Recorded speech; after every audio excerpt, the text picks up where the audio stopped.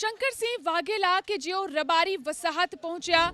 શંકરસિંહ વાઘેલા રબારી વસાહત પહોંચ્યા. ઓઢવ રબારી વસાહતમાં ડિમોલિશનનો મામલો. પૂર્વ મુખ્યમંત્રી શંકરસિંહ વાઘેલા અસરગ્રસ્ત પરિવારોની મુલાકાત માટે પહોંચ્યા. છેલ્લા એક સપ્તાહથી એએમસીમાં એસ્ટેટ ખાતા દ્વારા દબાણ કરાયું છે. સરકારી પ્લોટ ઉપર મકાનો ઊભા કરી દેવાતા એસ્ટેટ વિભાગે ડિમોલિશન કર્યું છે. તો શંકરસિંહ વાઘેલા આ પરિવારોને મળવા માટે પહોંચ્યા. સરકારી પ્લોટ પર મકાનો ઊભા કરી દેવામાં આવ્યા છે.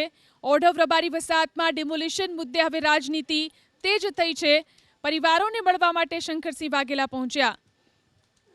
તો અસરગ્રસ્ત પરિવારોની તેમણે મુલાકાત લીધી. છેલ્લા એક સપ્તાહથી એએમસીમાં એસ્ટેટ વિભાગે દબાણ કર્યું છે. હવે આ મામલે રાજનીતિ તેજ થઈ રહી છે. સરકારી પ્લોટ પર મકાનો ઊભા કરી દેવાતા અહીં દબાણો દૂર કરાયા છે. થોડા દિવસ પહેલાં જ્યારે સમાચાર મળ્યા કે ઓઢવમાં રબારી વસાહતમાં 60 વર્ષ કરતાં વધારે રહેતા પરિવારો ઉપર અમદાવાદ મહાનગરપાલિકાએ બુલડોઝર ફેરવીને તોડવાની કામગીરી કરી છે.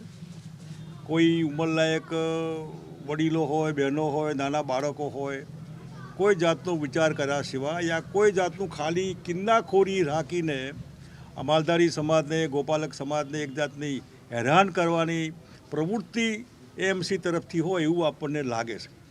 સૌથી પહેલાં તો અહીં જ્યારે કોઈ રહેતું હોય ત્યારે તમારી પાસે એવું તંત્ર હોવું જોઈએ જે એમને ના પાડે કે તમારે રહેવાનું નથી.